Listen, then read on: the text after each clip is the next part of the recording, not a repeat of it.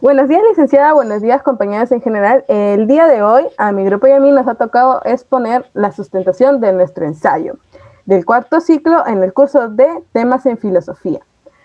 El tema de nuestra exposición es la atadura de la persona ante la pobreza durante el tiempo actual en Latinoamérica. Los integrantes de esta ponencia son quienes habrá: Guerra Pizango, Lucía Angélica, Roque Utrilla Stephanie y Zamora Villalobos II. Primero, la introducción sobre nuestro tema. Acá tenemos sobre lo que es, primero, en primer lugar, el pensamiento filosófico. Explicar en qué consiste lo que es el pensamiento filosófico. Preguntar simples preguntas como ¿por qué sucedió esto? ¿Cómo sucedió esto? ¿Cuál es el motivo por el cual se realizó esta acción? Esos son pensamientos filosóficos, son cosas simples, no es pensar tan críticamente, sino preguntarse una razón, un motivo, un porqué. Después de este pensamiento filosófico sale lo que es el saber útil, es decir, si es útil o no el pensar como filósofo en tu vida diaria, lo cual en sí es en verdad muy útil, es muy útil pensar como filósofo, porque así uno descubre mayores posibilidades, mayores conocimientos sobre lo que es una vida y en consistencia lo que es nuestra realidad. Y aquí llegamos al tan ansiado, a la tan ansiada pregunta: ¿la realidad es de uno mismo o es en conjunto? Esa es la gran duda de un montón de personas. Es decir, si la realidad que nosotros vivimos es la misma que los otros integrantes de este mundo también, ¿es la misma realidad de todos o es una realidad estructurada por sí mismos? Y de ahí, de esa realidad, tenemos la tan conocida pobreza. En esta pobreza, todos, nadie me lo va a negar, que la pobreza sí existe, está presente en lo que es el mundo. Pero lo que estamos acá intentando sustentar en el ensayo es por qué la pobreza persiste a pesar de todas las soluciones que se les brinda a los ciudadanos que están. ¿Por qué la pobreza sigue existiendo pese a todas las soluciones? Y de aquí, de este pensamiento que hemos sugerido, está el filósofo Emmanuel Levinas, que explica de una manera u otra el cómo las personas tienen un pensamiento de es tan fácil aceptar la realidad de algunos, pero es tan difícil, no es tan difícil pensar que en realidad no existe. Es decir, de una forma más sencilla, que es fácil aceptar que sí existe la pobreza, pero es difícil pensar el por qué se ha mantenido durante tantos años. Y acá surge nuestra pregunta general: ¿la pobreza, problema social o mental? Y acá tenemos una cita que hemos sacado, que es de un autor, que es: siempre hay gente que prefiere negar las cosas que no puede entender, como es lo que no puede alcanzar o tocar. ¿Por qué? Porque ellos no son o serán capaces de entenderlo, aunque esto es correcto para su nivel de entendimiento. Ahora le pase a mi siguiente compañero. Buenos días, profesora. En cuanto a nuestro respaldo 1.1, tenemos que la persona y la metamorfosis del estilo de vida. Bueno, aquí nos hemos puesto una interrogante entre comillas también.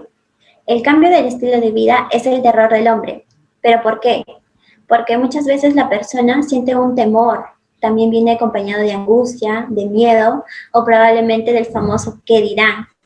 ¿Por qué? Porque todo el mundo, o bueno, casi todos, tenemos temor o miedo al que dirán las personas. ¿Qué dirá esa persona de esto si yo hago tal cosa? Y bueno, cosa que en realidad no puede ser así. Ello también puede generar consecuencias en la persona por pensar esas cosas que siente, como por ejemplo la inseguridad que básicamente todos tenemos un poquito dentro de nosotros ante alguna situación.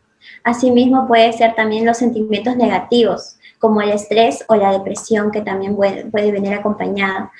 Y bueno, como consejo que nosotros brindamos es que no tengamos miedo a cambiar nuestro estilo de vida, al contrario, sintámonos felices o alegres de que vamos a realizar un cambio en nuestra vida para crecer como personas, como seres humanos.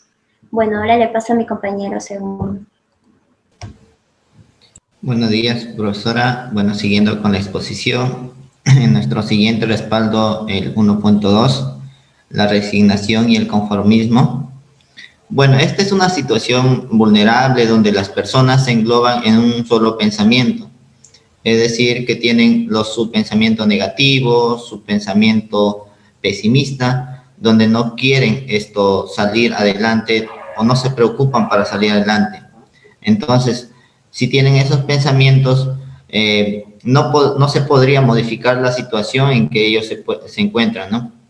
Donde el conformismo también es el aparente estado de comodidad que se encuentran ellos, lo cual esto les conlleva a una muerte en vida, se podría decir, ¿no? Donde esta es una justificación perfecta para no hacer, no crecer, no aprender, no arriesgarse y no vivir la vida, ¿no? Es decir, es una excusa perfecta que la persona ha creado en esta vida.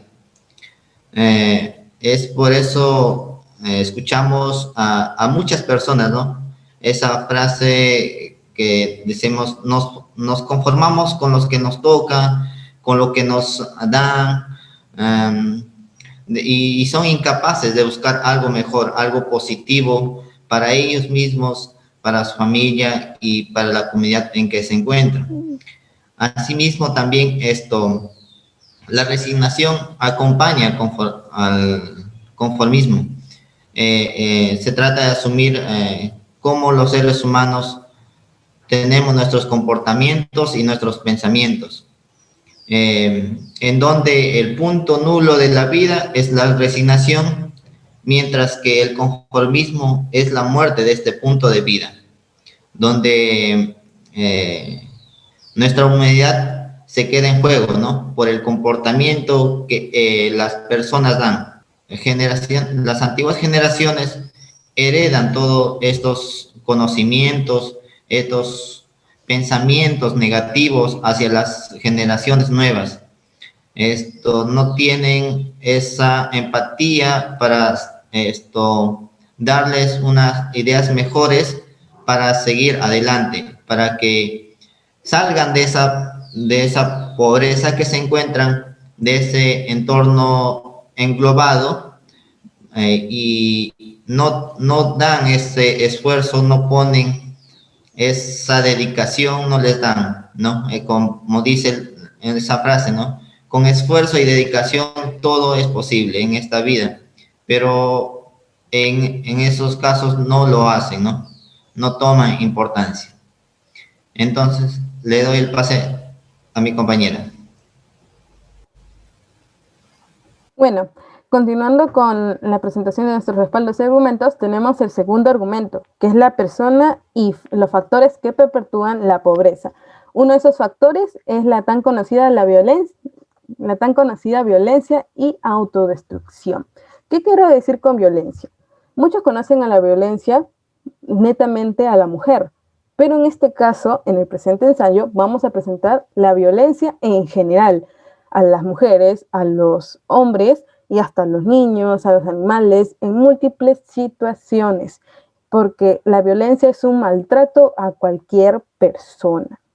Esto es englobado. Y también tenemos la autodestrucción, que es tanto física o mental, es decir, psicológica. Acá tenemos que las personas en ambos campos no logran desarrollar un pensamiento libre.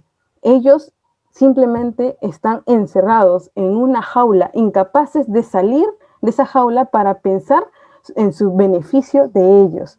No logran captar lo que es los pensamientos extras de alrededor. Ellos se encierran en las posibilidades. No aceptan que pueden tener un futuro al cual seguir, al cual no aceptan que tienen una meta mejor a la que ya tienen provisto.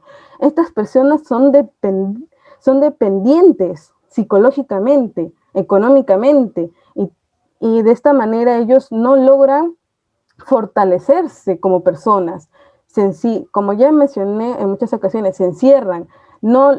Estas personas son como un títere, que son manejados por un titiritero que hace cualquier cosa para que ellos sigan siendo títeres y ellos no captan la idea de que son títeres.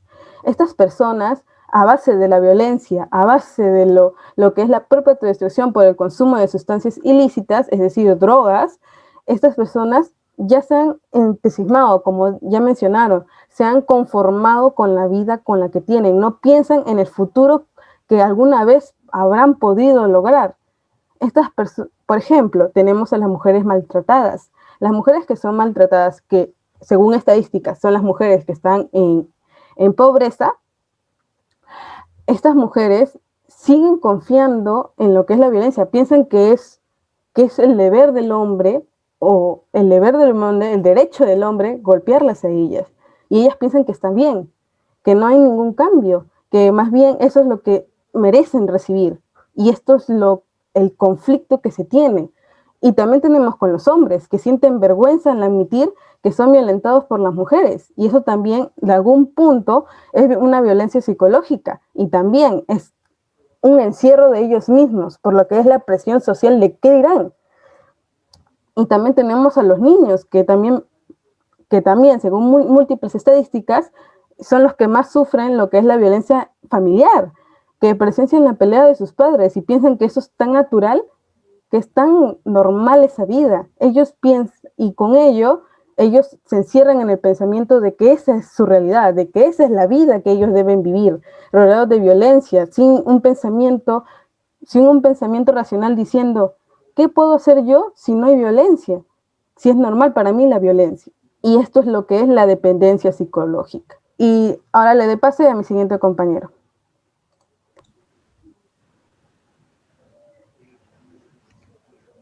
Bueno, profesora, continuando con la exposición, tenemos al respaldo 2.2 que corresponde acerca de los conflictos socioeconómicos. Y bueno, ello que básicamente, o por qué se dan los conflictos socioeconómicos, eso puede surgir por diferentes causas, como por ejemplo el desempleo o tal vez el subempleo, de distintos problemas que afectan la economía a nivel nacional o tal vez a nivel mundial. Probablemente las personas que hayan nacido entre pobreza, ellos la mejor justificación que tienen, es lo que me tocó vivir, pero en realidad no debería de ser así. Es por ello que hemos puesto en el cuadrito verde, entre la premisa también, de por qué el sujeto se mantiene en un régimen laboral informal, pese a que con los años puede tener un mejor proyecto de vida que lo sustente de una mejor forma favorable.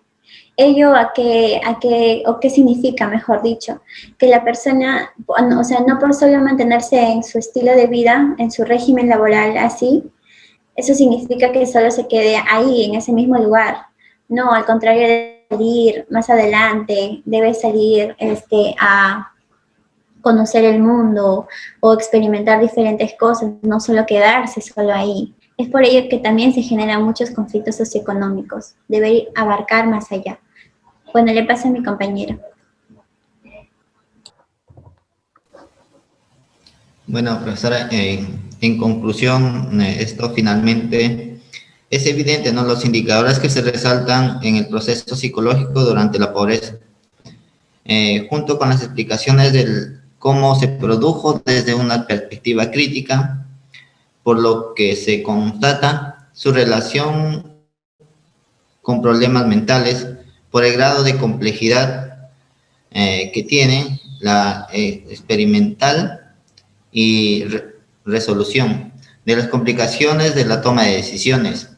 De igual modo, no se puede definir el trastorno mental en concreto, ya que todo el camino implica múltiples traumas y reacciones que se especifican según la realidad o el contexto en que se puedan encontrar estas situaciones, ¿no? Bueno, eso sería todo, las conclusiones.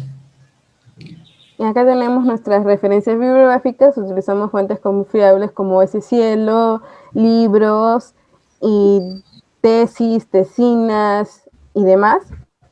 Y eso sería todo, licenciada, muchas gracias. Muchas gracias, profesor. Muchas gracias, profesor.